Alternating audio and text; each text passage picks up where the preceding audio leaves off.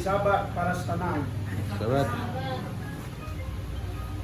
Sri nga magapunta sa pulong sa Dios. Ang mensahe na pagkatalo na kung si Tag na sa kakaon, giuluhan siya, living with a purpose. Kitext naton, Hosea 2, versikulo 13. Kagluwason ninyo nga buhi ang ako namay, ang ako niloy. Ang ako mga utod nga lalaki, kang akong mga utod nga babae, kag ang tanan nga ila, kag luwason ang amon mga kabuhi sa kamatay. Magampo. Gamangan ko rin tugtuban ng mga Diyos, kaya kas kita sa amon sa mga langit. Salamat Ginoo si gayon, may mga inatak sa amon. Pabanging ang pulong ron, ang pagkatunan, mahimo na mong inspirasyon samtang kami nilapaabot sa imong pagbalik sa ngalan ni Jesus. Living with a purpose. Kung kaysa mga utod nagkinabuhi ang tao na daw kaangay lang sang sapa. At ang tungod kay kita katawhan sa Dios, magkinabuhi kita, anong purpose ni lungkungan?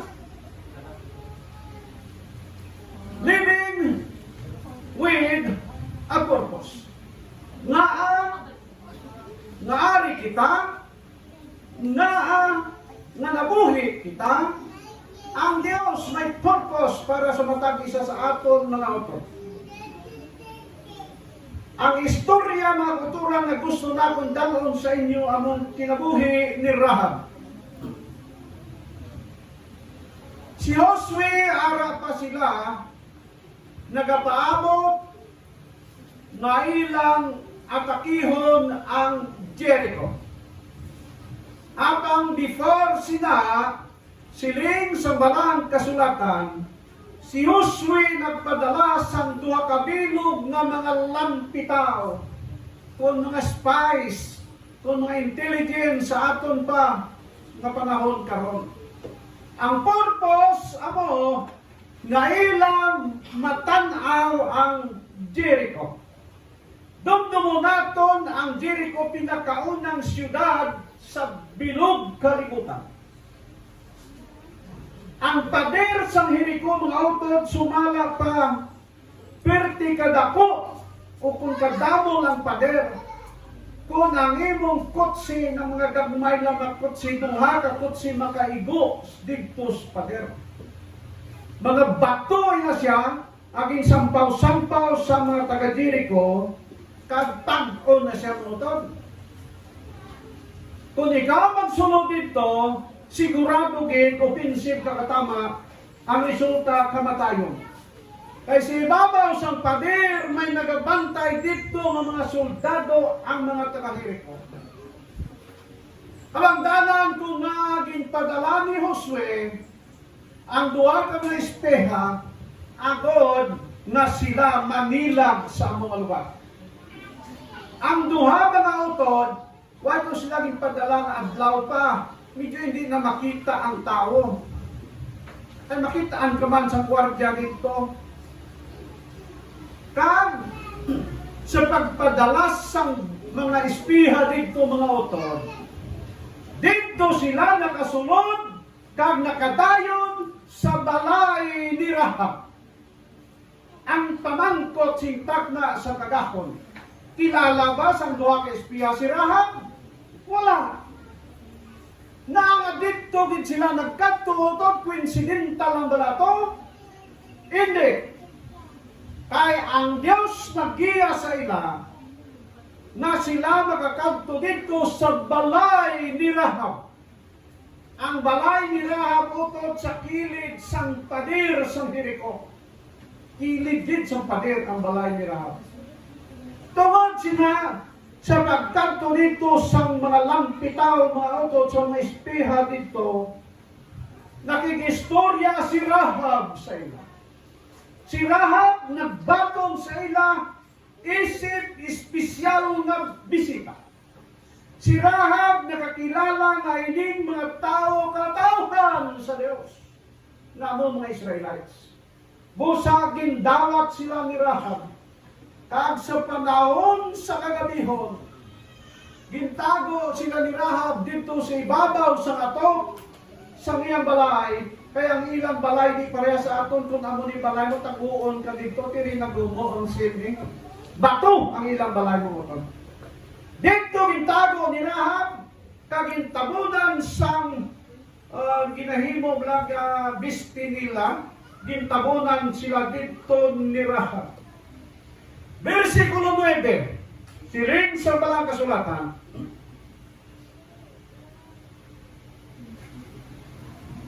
Kag nagsiring siya sa mga lalaki, nakahibalo ako nga ang duta ginhatag sa inyo sang Ginoo nga inyong Dios.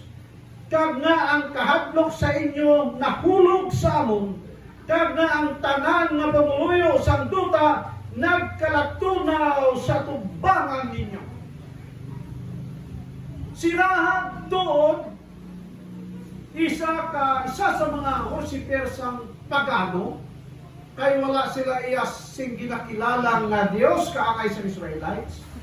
Pero yari karon sa testimonya ni Rahab sa duha ka mga batanon, ginagom ni Rahab nga ang duta na ilang ginapuyan ginhatag sa Dios nga manunugas ang langit kag sang duta sa katawhan sa Israel.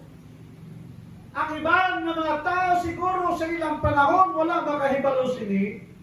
Apang si Rahab nakahibalo nga ining duta gintigana sa Dios sa Israelites. Suno sa saad sa Ginoo kay Abraham, kay Isaac, kag kay Jacob. Nga ang duta sang Kanaan ihatag sang Ginoo sa iyang mga tao. Kung ang Ginoo naghatag sini, kung maghatag sini, hindi na kita mag-question igsuon sa ginatawag ka naton nga legalidad sina. Kaya ang Dios sa mga tuga sa langit at sa duta, kaya ang Dios mismo naghatag sini sa mga Israelites. Sino ikaw, kag sino ako, mag-question na ang adugay na kami dili ng puyo, ang mga Filistinhon, ang mga Palestines wala karon na, ang mga Girgisnon, ang mga Amornon, ang Hibosnon, dila na ng puyo. Ining katawhan niya sa Israel, sa pagsaad sini kay Isaac, o kung sa kay Abraham, nang lugayawan pa sila dito sa Ehipto. Dito sila sulod sa 430 kamatoy. Pero prior sila maguturan, nakakadto na nila si Abraham. O galing lang napatay siya, sunod si Isaac, napatay man, sa uli si Jacob, nagkadto sila sa Egypt, kadugdog pa mo si istorya, nga si Jose dito sa Egypt, nakabot ang tigulutog, na nagkadto sila tanan sa Egypt. So ang duta na abandonar sa mga tauhan sa Israel for 430 years, mga utod. Pero si Rahab nakahibalo sa kasaysayan sang duta na ilang ginapuy-an bayan. Si Rahab daan na nakabati na ang Diyos sa mga Israelites amo ang matuod nga Diyos. Busa siling niya sa mga batanon, nakahibalo kami na ini nga duta ginhatag sa inyo sang inyo Diyos. Kag ang mga tao mayari diri nagapuyo, nagakalatunaw ang ilang kasing-kasing. Ano man nga aman, to kay nahadlok sila. Nakabati na sila nga daan kung paano sang Ginoo ginpatagok ang katawhan sa Israel sa Red Sea. Nakaibalo sila kung paano sang Ginoo ginpatagok ang iyang katawhan sa Jordan River. Nahubas ang duta, pag hindi na basta-basta mahimo sa ordinaryo kundi sang Dios, mga utod. Laling nino ang Red Sea, pero tikadalong, pero naghawa ang tubig sa kilid magtimbang. Ang Israel nag-agi sa tunga, kabalo ka mo, may salak oras kung lakas Israel sa Red Sea. Hindi ay, ang Israelites sa itong panahon, mga utod, more or less, pati kabataan na 6 million ka mga tao. Pero tinakala, dugay na sila magkalakat. Kung may mga kutsito sila kay why? Lakat lang ito, may mga baka ginakuyod, may mga kanding, may mga bata pa nga kanding. Ay iba't bang kasapatan, hinahin ilang lakat. Pero ginpatabok sila sa gito. Kung wala sila makatapos, tabok wise ng tubig mag-uli sa buwan. Nagabalo sila si Rahab. Kamangdanan ko nga naging admitar niya sa duha ka mga batanon nga ang duta ginatigana sa Diyos sayang katawhan. Mga utod, ang langit gintigana sa imo kag sa akong sa magdugay ng panahon. Ginapaabot lang ta sa Ginoo sa pagkanto dito matutuwa. Dili ba ta ma-excite mga utod na may ginatigana na sa ato? Ang katawhan sa Israel, excited sila. Kay siling sang Ginoo, ang duta nga ilang pagkakadtuan, ano kung klase duta? Nagaagas, sang dugos, kagatas. Pwerte ka namin ang duta, pwerte ka tambok ang duta. Sumala sa report sa mga espiya kay Josue, nakita nila dito ang mga ubas o kung grapes, isa ka pongpong sa grapes, mga 35 kilos siling ni Sister White, gindayungan sa duha ka mga tao, abundansang kinabuhi sa ilang lugar na ginakatuan. Amoy ng duta ni tigana sa Ginoo sa katawhan sa Israel. Apang mga utod ang ginolabaw pa sina ang iyang ginatigana sa imo kag sa akon. Ano kuno nga duta? Hindi dutan-on nga kanaan. Kundi langit no nga kanaan nga didto ya wala na sing ano? Wala na sing kamatayon no tod. Hindi na ta makulbaan kung madawa kita kung hindi sa akong ginaaplayan nga trabaho. Hindi ta kulbaan kung bala mawad-an kita sa konsumo sa sina nga tuig utod. Ginaisip-isip na sa mga tao karon, di pensyon ko sa 6,000 o 12,000 sa katuig. Di kay duay hana. So nauna yun, ang 12,000 sa katuig, sa katuig ko hindi. Hindi no? Pero sila isang isa kataganida, tila ko no ang kung makaon sa Pilipino na hindi na consider na por. Bakit mas balita? Pila ko no? 21 pesos per meal. 21 pesos. Hindi ka na pobremos na. Ang pamangkot, ano ang mabakal mo sa 21 pesos? Sa isa karangan. Siguro, baka makabukas ng musita mo, lugawong, pwede na. Kaya hindi kasi na por lang yapon. Kasi ang atong yung mga leader, tama anak namin sa istorya. Alis ang naman pakaduntas ang 21 pesos kung kaya nila. No? Isa ka gurot, na bangos, kapilang hiwa sa restaurant na. Ha? 50! Tiyan mo na ang klase sa pagkaon mo, por yapon eh. Pero dito sa pinharian sa mga langit, siling sa walang kasulatan. Why sing pobre dito? Tanan kita hayahay mga utod.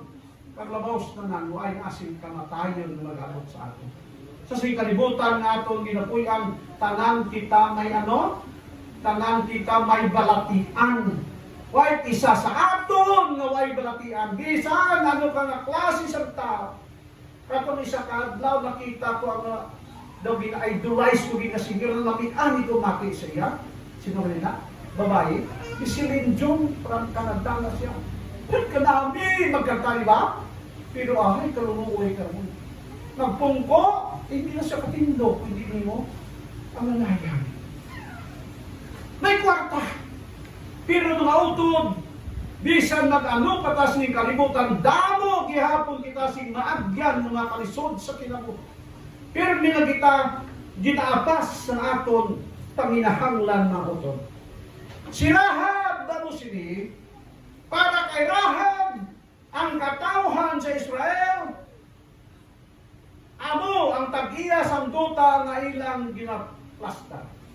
apang ang pamangkot sa mga naton karon sinintak na sa kagawang amo. Para sa mga tao, ano si Rahab?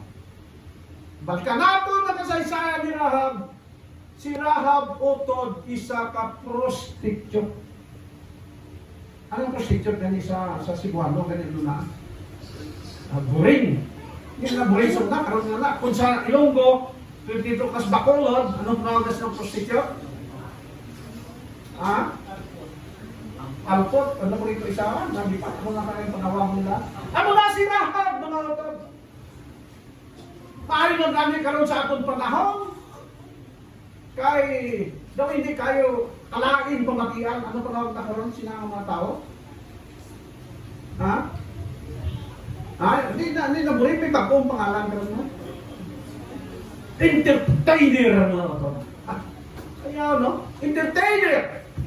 Naman nakahatag kanimo sing kalipay palandalian. Para sa katawhan sa ilang panahon ginatanaw nila si Rahab na isa ka mahigko na babae. Amo man gitas na nga tao. Tanaw nato ng isa ka tawo nga mahigko sa aton mga mata. Pero hindi nato pagkatanawon ang aton kawaliyon kung ano man bala kita. At kung sino man bala kita.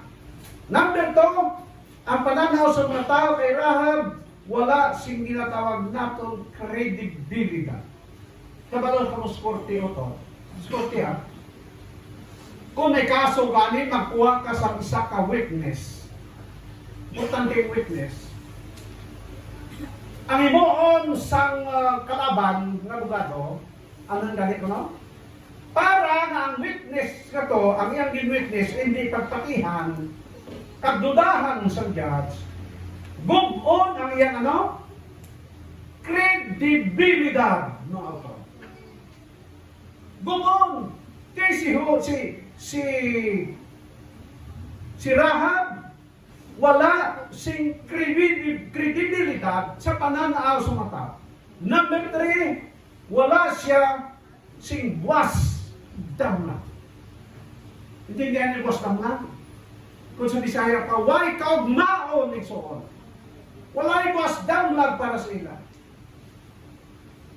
Kag si Rahab, siling pa sa mga tao, hindi dapat pamarisan o kontanawon sa mga kota.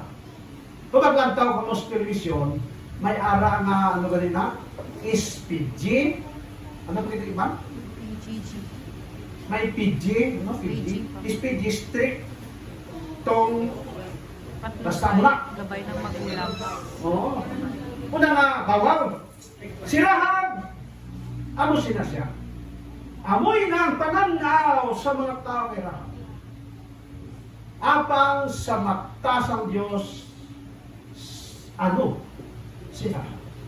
Mula utod sa atong judgment as tao, hindi natin na-compare ang atong panglantaw, ang atong pag-intindi sa isa katao sa atong ng tawhanon nga pag-judge mga iksuna. Para sa Diyos, si Rahab, number 1, galamiton para sa buhat sa Diyos. Tanawa, isa ka prostitute, apang ang Ginoo may panglantaw kay Rahab. Na si Rahab magamit sa Ginoo sa buluhaton, sa pagpauswag sa may balikat.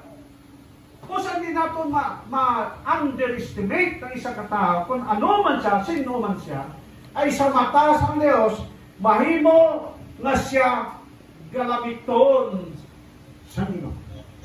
Amin ninyo mga oto, ninyong tao maklahubog, sugarol, ano ba ng klase na tao, kung amoy na makonverter, mga kauturan, galamiton na siya kay mahimo niya yan ko galingon na ano gani. Example, sa ibang tanawan niyo ko, so naklahubog man ko, so nasugarol man ko, so ano man ko sila. Tinahin mo man ko nga, nagbago ha. Kabatay ka mo sa kasaysayan kayo na dito sa Colombia, kung atong kasimpa, namin ka ito ba? Ato nga tao, palahubog ko siya. Palahubog kayo ng pagkatao. Kabalo ka mo sa Colombia, ilang lugar Colombia. Sino ka Dominic sinang lugar? Kabalo mo na? Mga drug lords. Iti talamakos na ganugpa ang drogas Colombia. Ano na kabangdanan ng mga tao dito, pobre? Na kung kay nalulong sila sa bisyo, kaya ano kung mag-uobra pati mo kay ang mata mo, nilang mamudos na mo. At ang tao nga converter son, amo to siya, sugarol to siya ang palahubo. Pero tungod kay siya, gitan na sa Ginoo may dako, magluhaton para sa iya na converter. Kag ang bar na ilang ginainang pirme, na bakal, pinaagi siya. Tanaway na ha? Kaya di na itong mga maayong tao na kayo mo sina. Siya lang.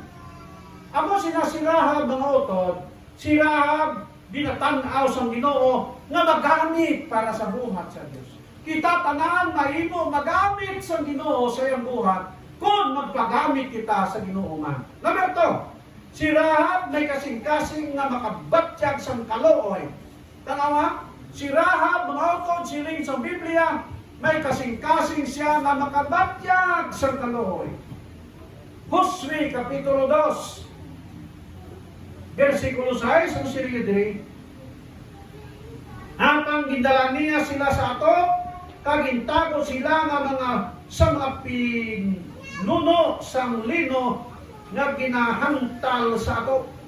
Sa dira nga naibala ni Rahab na imbisita katauhan sa Dios.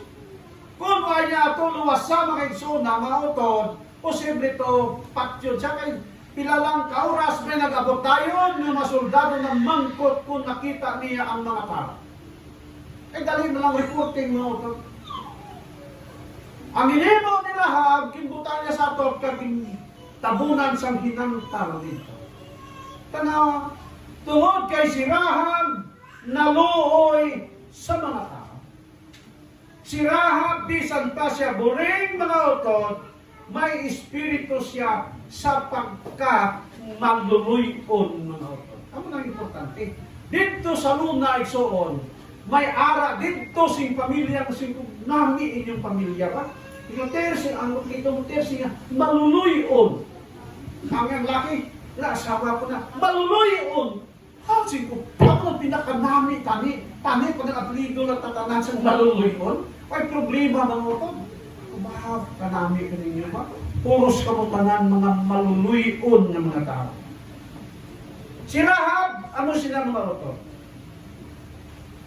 Si Rahab, number 3, may kabalaka sa iya panimalay. Tanga?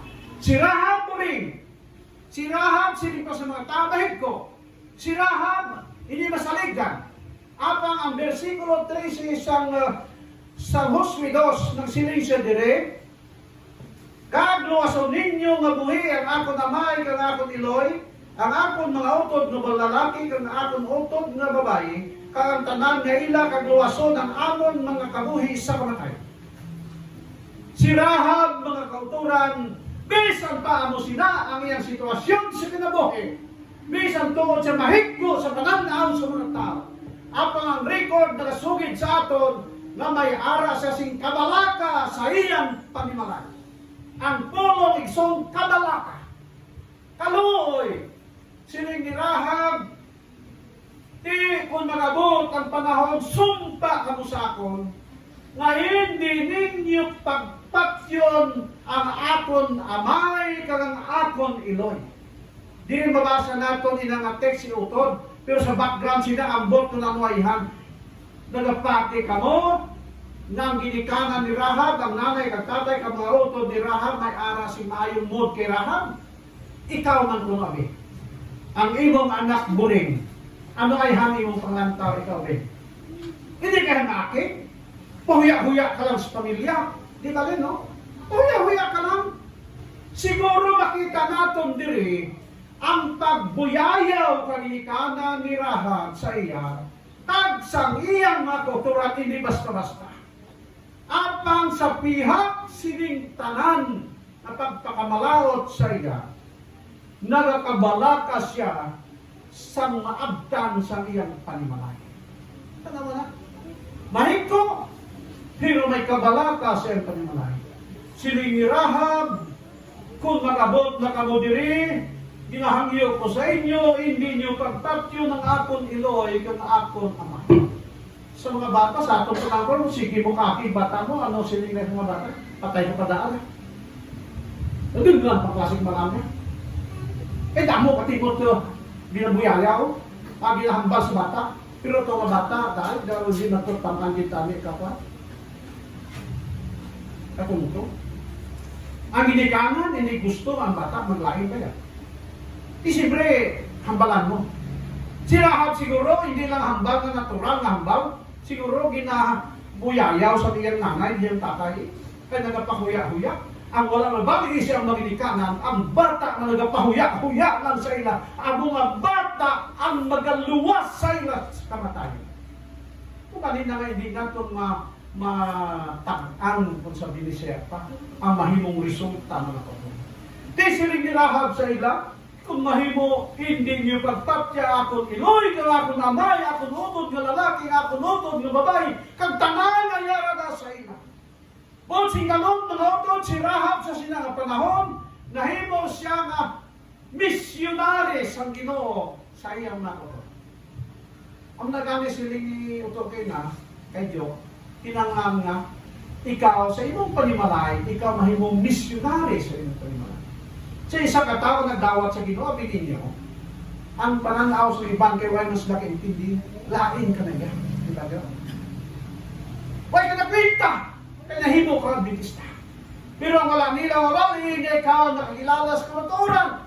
Kagilang nilang panghambal, nilang nalayan, nilang napagibutang sa kasing-kasing, kundi sugiri sila, kaluyi sila, na makakita, unta siya, sing kamatuuran parehas sa inyo nakita. Number 4, si Rahab nakakilala nga ang Diyos sa mga Israel noon. Ano ang matuod ng Diyos? Sa panahon ni Rahab, ang mga tao nagasimba sa nagkalain-lain ng mga Diyos bayan. Amo nang namata ni Rahab, halin siya ang pagkagamay. Kabangdanan kung nga ang nahimo siya ng amo sina. Pero why not kung may balik kung nga nahimong prostitute si Rahab, kung anong kabangdanan, anong insubra, anong katapusan. Kung siya kawagan mga utod na wala kita magkaintindi, hindi tatasigik tugda. Ay katibo kamaan kung ano ang ginhalinan, kung anong katapusan. Masugba lang timo na. Ang nga sa isa kasitwasyon mga utod, hipos ka lang. Di kasagi kuwakaw kay way kakaintindi sa insubdan kag sang katapusan sina mga utod. You see? Si Rahab nakahibalo nga ang Diyos sa Israel anong matuod nga Diyos. Number 5, si Rahab nakahibalo siya nga sa pihak sa madamo niya nga kasalanan ang Diyos sa Israel makahimo sa iya sa pagpasaylo sa iyang mga nahim. Para kay Rahab, nakilala na ang Diyos sa mga Israelites, ang Diyos na may gugmao. Para kay Rahab, ang Diyos sa mga Huliyo, ang Diyos na makahatag sa iya, sing kasiguruhan siyang kinabuhi. Amo ang Diyos na makahatag sa iya, sang purpose nga nga tao siya sa kalibutan. Kung nagani sing tagnas o tohon, ang atong surito na nasusiling siya, living with a purpose. Nga nga nabuhi kita karon mga auto. Hindi ka magsiling nga nabuhi kita karon, taangal lang ta sa hilamon nga nagwa sa duta, pagkatapos malaya sunugon without a purpose mga auto. Tungdong naton nga magkinabuhi kita nga may tinutuyo sa aton tagsa ka mga kinabuhi. Tinungdong ka mo sa isang babaeng nadakpan sa pagpanglahi. Tagdakop sa manong panglahi na babae. Gindala siya sa tubangan ni Jesus. Ang tuyo na si Jesus makahimo sa iyang judgment sa among babae. Siling sa mga tao nga kusan. Manunoblo ini nga babae nga dakpan gitamong put unda. Ti siling sa kasubuan ni Moses, ang babae mapatay pinaagi sa pagbato sa iya sa mga tao. Kagamutan lang. Mapatay din ang babae. Kagway na sinsangab to nang nagbato siya tungod kay nag-impose ng sila sa mil tawag, ulo, Kurante si Jesus, nagsabat sa ila, ako namati sa ila, siling sa Ginoo, kung sino ang waising sala sa inyo, amo siya ang una. Nami nasabat sa Ginoo, kagdayon siling sa mga kasulatan. Ang mga tao, i-analyze nila ilang kabalingon, do puro man lang siya makasala. Doon mati siya sa ilang may gitsing sala. Ay siguro ang ibang na tao ko, katilaw man to sa mga babae, kaya hindi man to siya mag-burikat, siguro hindi siya mag-buring po ko ng raway, na sino man ng bakal ng imo ko, no? Si Bidaho, yung itsura lang, di ba? Nang nag-amo kasi na, guwapa ka man, ang makalawas mo, bawod-bawod na siya, pero kung si Bidaho ang itsura mo, siya do pati mo tambok, ang buyon mo, labaw pa sa imong titi, sino umak ng bakal din? Siya ka mag-guwapa itong babae, di ba, no? Siling sa inyo? Sino sa inyo na? Pagdukuan ni Jesus, pagdarana, nagkagula sa kanan. Siling sa Ginoo, sa babae din ang nagakusar sa inyo. Siling sa babae, wala na sila Ginoo. Siling ni Jesus, ako man, huwag nagatagulili sa inyo. Sugod karon, lakat, kagdili na magpakasala liwan. Ang Ginoo, mga utod, nakaintindi, nakahangot, nakasabot, sa gibati sa babae. Ang Ginoo nakakilala sa iya. Ang Ginoo hindi parehas ang tao na nakita siya nga mo sinahok man dayon nga patyon. No. Ang Ginoo naghatag pa sa iya sa isa ka tsansa sa kinabuhi. Laka ako man way magtagudili sa iyo. Amoy ni nga Dios ang ituohan ni Rahab. Amoy ni nga Dios para kay Rahab matuod nga Dios. Ang Diyos sa katauhan sa Israel. Number 6, gusto siya ng pasilong sa idalom sang taktak sa Diyos sa Israel.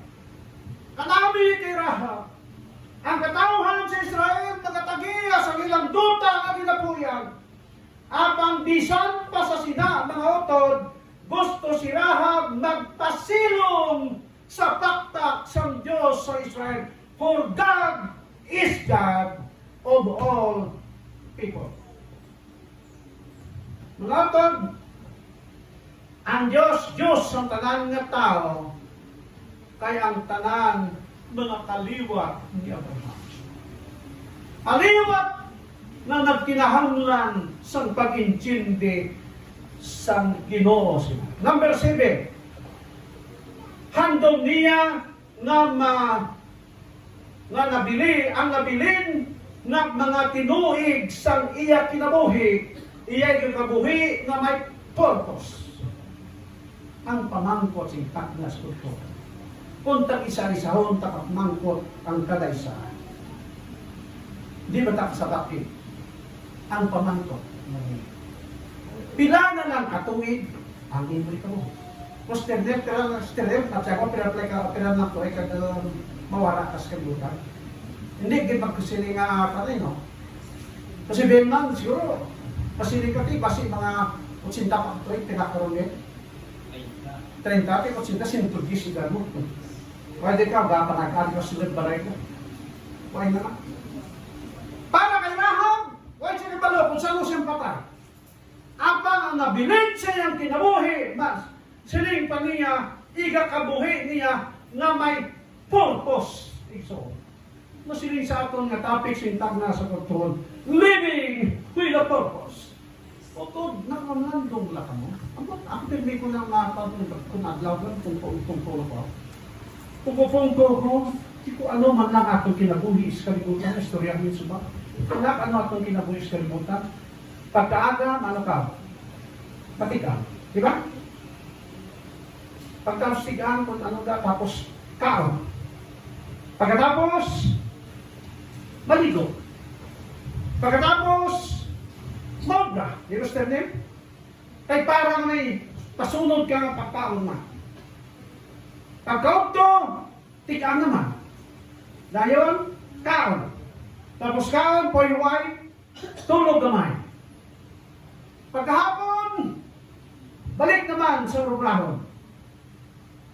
Mga bandalas dos, ubra ka naman. Pagka Hapon, mga alas 5 na, pabay naman. Sunod, ano rin din? Tigang naman! Pagkagabi! Yapo naman! Pagtapos siya po ay ano naman lang sunod? Turog naman! Kada adlaw ang mo lang inang routine sa atong kinabuhi, mga utod. Ay, wala ka mo naka-observe, ay ka mo naka-is na mga tuturan. Kung gabi, sometimes kung magturog ka palibog ikaw, ano naman ang isudan buwas na daw? Di ba?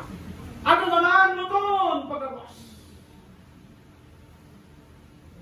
Ano naman ang background ko pagka-Martes kay Market Day? Kung sipahan ng luton, kung ibong sisaran mayo, kung ibong panong bala, ikang analisahan, ang kinabuhi ta, daw makataraka lang, di ba? Makataraka. Diba? Dahil sabi, kasabot kataraka. Buong kayos na tanan. Pagpaligo mo, lugod ka mo.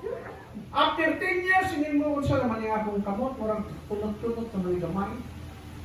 Matamat lang ba? Pag-abot sa panahon, tigulang na to, tigulang na to. Ako lang mga kultura, kasamtang kita buhi sa sinikalibutan, magkinabuhi kita na may purpose utod. Ina ba lang kinabuhi na may tinutuyo na ang ari kita diri nagaginhawa pa. Kaya ang kabuhi isang tao igsoon umalagi.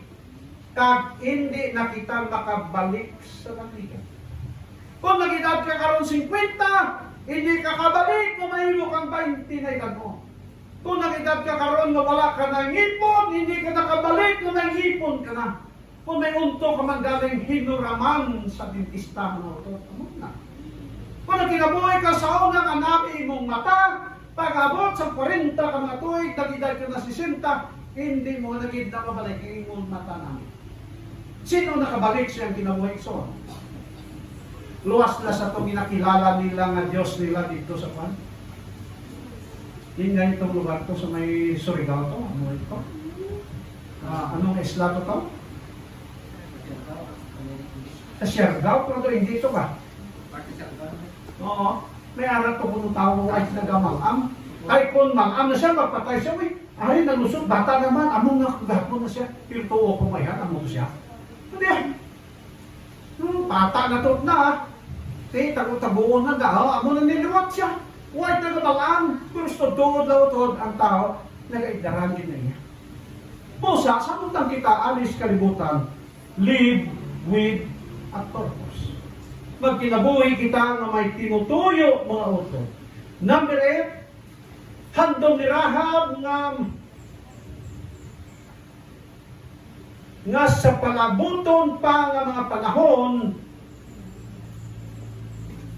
nga may sa palabuton adlaw ang mga tao ma-inspire sa iyang pagtakbo. Utod, ano po no?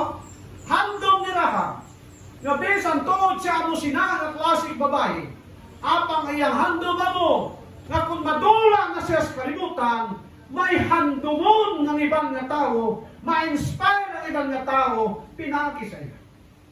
Ang mga pinakayaw doon.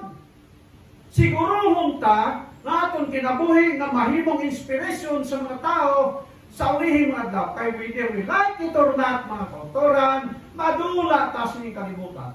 Ano ang aton mabilin na handumon kita sa mga tao sa ulihing mga adlaw? Si Rahab, ano sinang ginhimo? May isa ka babae. O kung may mga prostitutes dito sa Iligan. Ang istorya ko pero gusto ko lang nakalasin po ito. Ina sila, may ara manggaling sila sa ginatawag na Association of the Prostitutes. Ano yan tayo ang alam ito? Basta asosasyon sa mga prostitutes lang. Kaya ito sila tanan, pwede ka namin si mga kulmak ng lawas. Karon gusto sila, may ara sila devotional na yun. Prostitutes, devotional ha? Kag gusto sila mamaki man sa devotional message nga ihatag sa ila. So nag-request sila sa simbahan sa Katoliko, pagkabati ka pa rin, ha? Prostitutes pa ba? Muda burawan nila. Ang iban matandang mga Protestant denomination, hindi mo magsubok. Ay, nakuruyak na na. Dito timakto sa mga prostitutes, mga 50 na bilog. Aray, ano ihang ikahambal nila? Ikahambal sa mata. What nagsubok? Utod! Pero ang timingan nga nakakita sila sa isa ka-district leader na to, di-approach ni Pastor, hindi ka nga maka-devotional speaker sa amon nga devotional sa mga prostitute. Sa Pastor. Sige pag natapili ako to. Devotional siya dito. Pag-abot dito, ba dito nga damo sila. Partod ako. Ay, abaw, mga bayo kay mga pagkanugbo. Ang iban, iwida lang ang makita kayo eh. Ang iban, mga diriho. Grabe no? Grabe gid. Devotional na siya, ang pastor. Bira siya ka mensahe, na may mensahe. Ma-inspire ang mga prostitute, mga prostitutes. Di mga lapit sa oras na yung wali mo, yung inspirational message yung dala sa mga pastor. Namin preparahan naman din mo. Kaya hindi na to sila yung pagkaakala yun. Pagkatapos, wala, inang open forum na. Siling pastor, sige, pamangkot ka mo sa gusto ninyo ipamangkot. Siling sa Isaya, sila pastor, laki ko ng pastor. Tiwag igabatyag sa amon nga mo siling. Pagkit na nakuha sa amon, hindi na ba lang gabatyag di ka sa imong natawag na pagkatao nimo. Ang iba niya, pastor, wala ka ba lang kabatyag sa mga taan nila, daw mga gabunlak sabi. Grabe gid ang mga yan, mga kito, klasik mga bayi, prostitute ito. Pero may isa dito mga utod, kasi seryoso siya pumanto. Niya, pastor, sa bihak na kami mga prostitutes, ang pamangkot mo, may tsansa pa ba kami sa kaluwasan? Nami pamangkot mo. Bisan sa bihak sa atong kinabuhi nga mo sini, may tsansa pa ba kami sa kaluwasan na imong ginahambal. Otod, hindi natin mahukmanta. May mga tao nga kaangay sila, pero mga utod, hindi sila may mga handuman sa kinabuhi. May tungod sa tawag eternal life. Mga utod. Kaya ini mga prostitute, siringin mo, maayom lang na sila kung makaedad pa sing 40 o pwede pa. Pero makabot na 50, 60, away na. Sino pang prostitute na kabot sa retirement 7K man?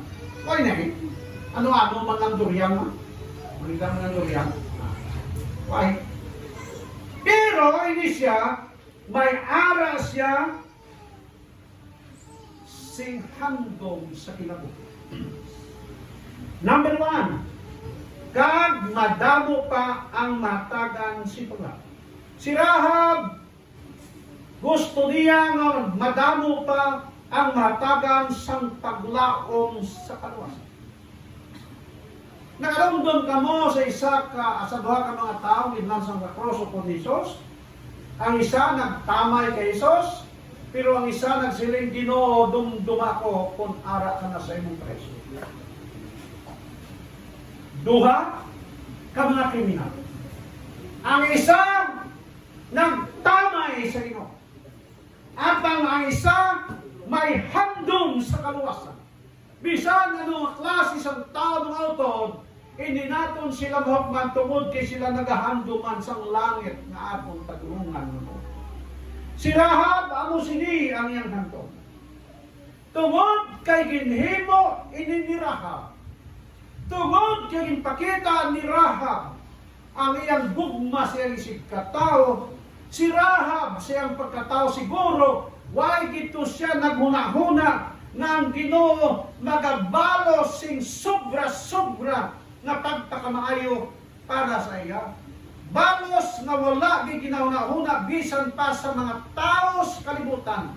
Bisan pa sa mga tao nga siling nila, mga matarong sila, wala nila nahuna-hunaan. Kag sila mismo na surprise, panahon sa pagbalik sa Ginoo, nga si Rahab mga utod, magakamusta sa aton tanang kaulan. Ang handog ka na masikhan mo si Rahab. Mga utod, basahon tang Biblia. Amo ini ang ginhatag sang Ginoo nga balos sa kaayo ni Rahab. Mateo Kapitulo 1, versikulo 5. Tag si Salomon amay ni Boaz sa kay Rahab. Si Salomon gali. Tag si Boaz amay ni Obed. Ayro. Tag si Obed amay ni Jesse. Versikulo 16.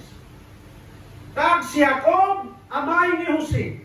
Baga ni Maria nga nag-anak kay Jesus nga ginatawag Kristo.